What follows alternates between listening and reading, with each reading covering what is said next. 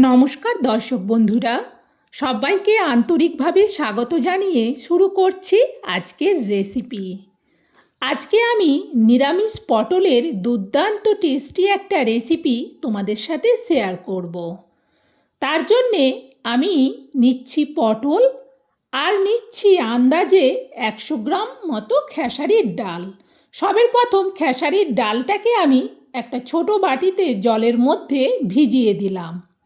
আর নিয়ে নিচ্ছি 5 পিস পটল। এই 5 পিস পটলকে এবার আমি কেটে নেব। পটলটা কেটে ভালো করে জল পাল্টে ধুয়ে নিয়েই কিন্তু আমি ফিরে আসছি। তোমরা আমার সাথে দেখতে থাকো। দেখো, সুন্দরভাবে পটলকে কেটে ধুয়ে নিয়েছি। আর পটলকে কিন্তু আজকে এইভাবে লম্বা লম্বা করে কেটেছি, ঠিক যেভাবে পটল ভাজা সাধারণত বাড়িতে বানানোর জন্যে কাটা হয়। এখন একটা ছোট চামচ দিয়ে পটলের মাঝখান থেকে ভেতরের শক্ত বা নরম যেই বীজ হোক না কেন সেগুলোকে বের করে নেব। তার সাথে আঁতিটাতি যা আছে সব পরিষ্কার করে বের করে নেব। সত্যিই বলছি, পটলের এই রেসিপিটা দুর্দান্ত টেস্টি হয়। আর আমি কিন্তু সম্পূর্ণ নিরামিষভাবেই বানাবো। আমি এখানে 5 পিস পটল দিয়ে বানাচ্ছি। তোমরা তোমাদের ফ্যামিলি মেম্বার অনুযায়ী পটল নিও।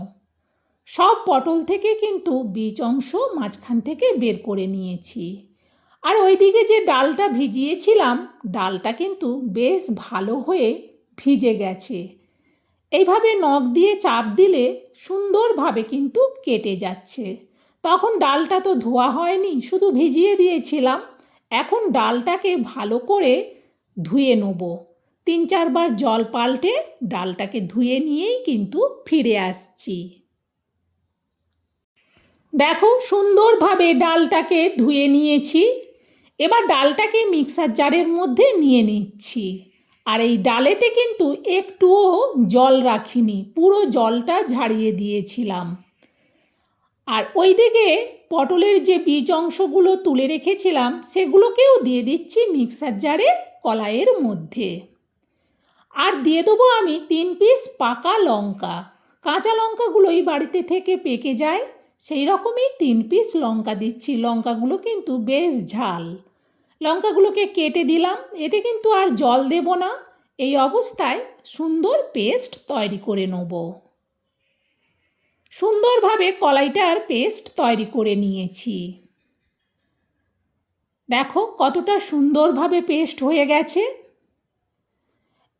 এখন আমি এই পটল আর কলাইতে দিয়ে দেবো লবণ।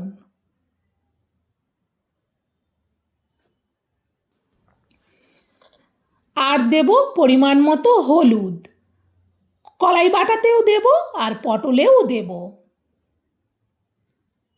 হাত দিয়ে এবারে সবের প্রথম পটলে লবণ আর হলুদটা মাখিয়ে নেব।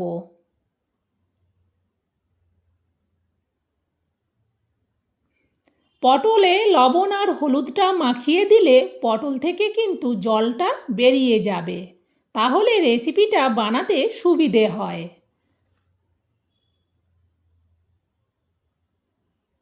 লবণ হলুদ মাখানোর ফলে পটলগুলো দেখতেও বেশ কতটা সুন্দর লাগছে। এবার প্রত্যেকটা পটলকে উল্টে দেবো। উল্টে দিলে পটল থেকে জলটা বেরিয়ে যেতে সুবিধে হবে। এইবার পটলটা রেখে দিয়ে কলাই বাটাটাকে রেডি করে নেব। প্রথমে কলাই বাটার ঢাকনার থেকে যে কলাই বাটাটা লেগে আছে এটা পরিষ্কার করে এই মিক্সার জারের বাটিটার মধ্যে নিয়ে নিলাম। দিয়ে দিলাম পরিমাণ মতো আবারও লাল লঙ্কার গুঁড়ো।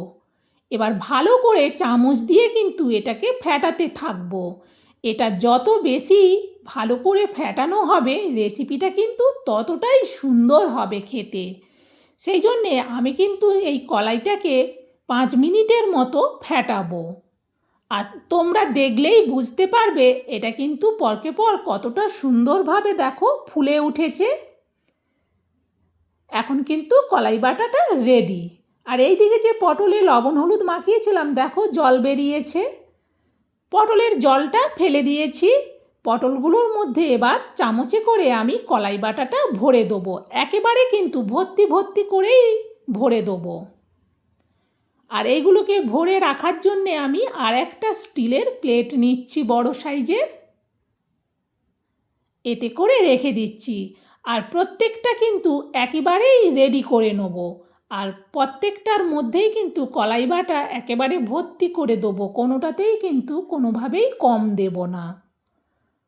দেখো সব পটলের মধ্যে কিন্তু কলাই বাটাটা ভরা হয়ে গেছে।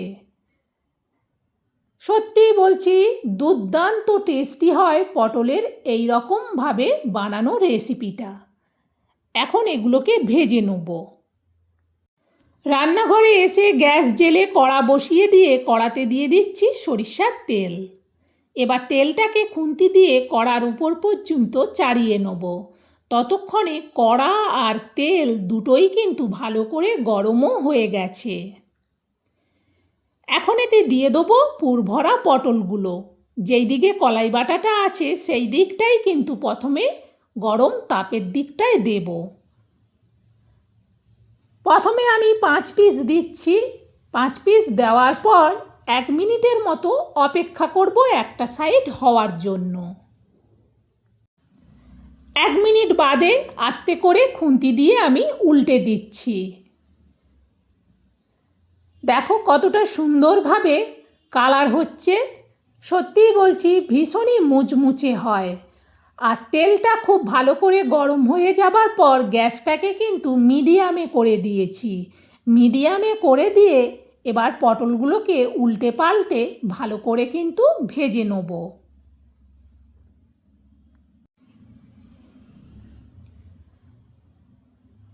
দেখো প্রত্যেকটা দিক কিন্তু সুন্দরভাবে ভাজা হয়ে গেছে।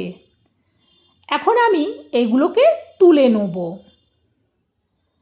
আর একই রকমভাবে বাকিগুলোকেও কিন্তু ভেজে নেব। ভাজার পরেও কিন্তু কড়াতে তেল থেকে যাবে। সত্যি বলছি বন্ধুরা, পটলের এই নিরামিষ রেসিপিটা দুর্দান্ত টেস্টি হয়। একঘেয়েমি পটল না খেয়ে একবার পটলের এই রেসিপিটা বাড়িতে বানিয়ে দেখো নিরামিষের দিনে, সবাই খেয়ে খুব খুশি হবে। আর এটা দিয়ে ভাতও খাওয়া যাবে, মুড়িও খাওয়া যাবে, কিংবা বিকেলে চা কফির সাথে দারুণ লাগবে। বন্ধুরা, সম্পূর্ণ নিরামিষ পটলের এই রেসিপিটা আমি যেভাবে বানালাম তোমাদের কেমন লাগলো আমার এই দুর্দান্ত টেস্টি পটলের রেসিপিটা, সেটা কমেন্টে জানিও। ভালো লাগলে অবশ্যই একটা লাইক দিও। আর রেসিপিটা তোমরাও শেয়ার করে দিও, যাতে এই পুরভরা পটল ভাজার রেসিপিটা সবাই বাড়িতে বানিয়ে খেতে পারে। বন্ধুরা, আজকের মতো রেসিপি শেষ। সবাই ভালো থেকো, সুস্থ থেকো। আবার পরের রেসিপিতে দেখা হবে।